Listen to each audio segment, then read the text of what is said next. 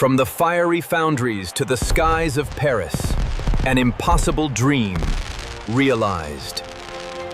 Welcome to 1887, Paris, a city on the brink of an industrial revolution.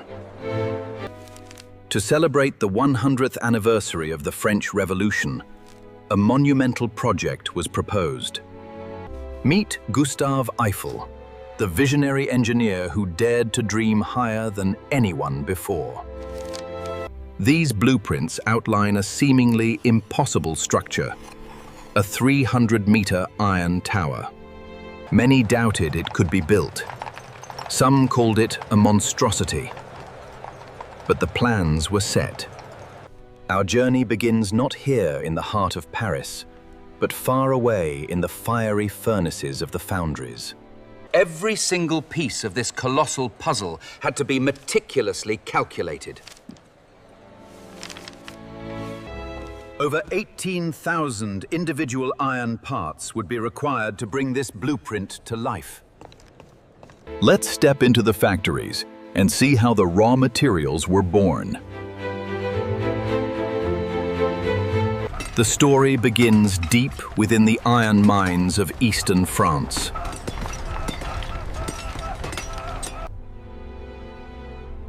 We are about to witness the birth of a modern wonder. This raw earth was loaded onto steam trains, bound for the great smelting factories. The furnaces were heated using immense quantities of coal, burning day and night. Inside the foundry, the heat is unbearable, but the work never stops. The iron ore is melted down in towering blast furnaces. Impurities are burned away in a dazzling display of sparks and liquid fire. Unlike brittle cast iron, puddle iron was highly pure and incredibly strong. The heat radiating from these crucibles is enough to singe eyebrows from a distance.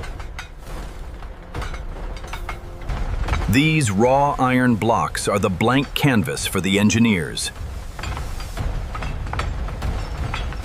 The foundries of Pompeii produced thousands of tons of this refined metal.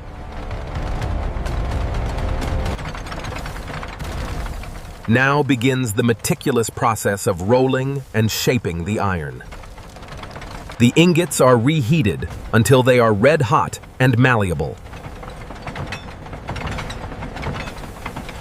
The metal is squeezed into precise shapes, L-beams, T-beams, and flat plates.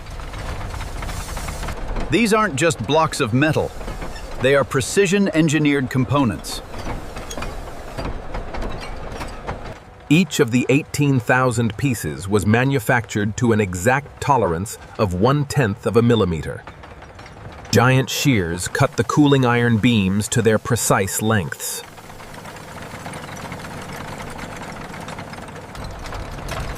The precision required was unprecedented for the 19th century. Next, the pieces had to be prepared for assembly.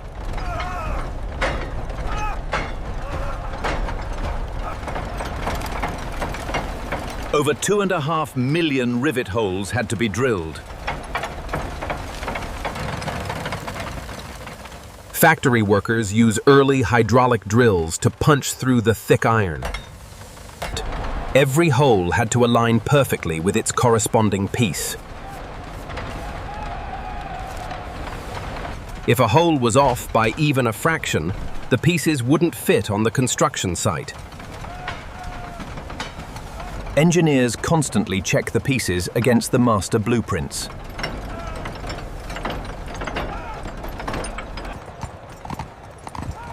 Pre-assembly began right here in the factory courtyard.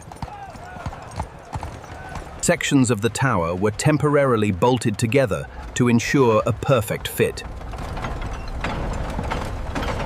Once verified, they were disassembled and marked with specific numbers. Loaded onto horse-drawn wagons, The processed beams finally head to the Champ de Mars. January 1887. The groundwork for the colossal tower begins. Before reaching for the sky, they had to dig deep into the earth. Inside the caisson, the air pressure was increased to keep the water out.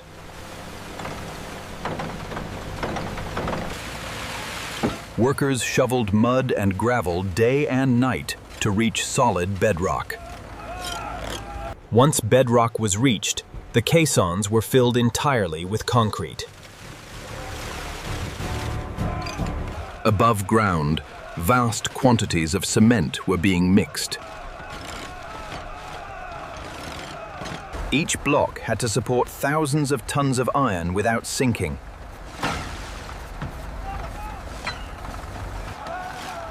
Embedded deep within these concrete masses were massive anchor bolts. These bolts, as thick as a man's arm, would hold the tower to the ground. By June 1887, the massive stone pedestals were complete. These shoes act as the exact points where the iron tower meets the stone base. These presses could lift the entire leg of the tower by a few millimeters if needed. These presses could lift the entire leg of the tower by a few millimeters if needed. Now, the true vertical construction could begin. Upon these pedestals, the massive iron shoes were placed. These timber structures would temporarily support the first slanted columns. It was a forest of wood built to support a mountain of iron. The first enormous iron beams were hoisted by steam cranes. The sheer scale of the base legs is breathtaking up close.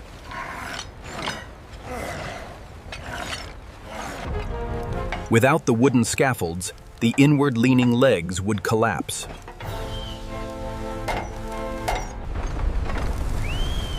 The horizontal girders of the first platform are carefully hoisted into place. Over 2.5 million rivets were used to assemble the tower.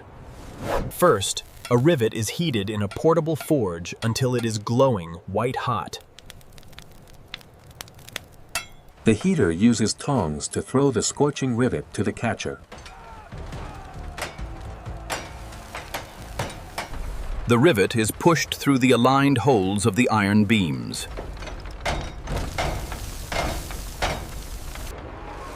One man holds the head firmly with a heavy metal block. On the other side, a man swings a heavy sledgehammer to flatten the red-hot end. As the rivet cools, it contracts, pulling the iron plates together with immense force. The sound of hammering echoed across Paris for 2 solid years.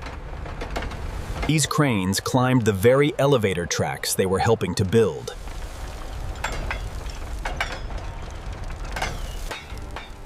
The workers, known as skyboys, navigated the narrow beams with incredible bravery.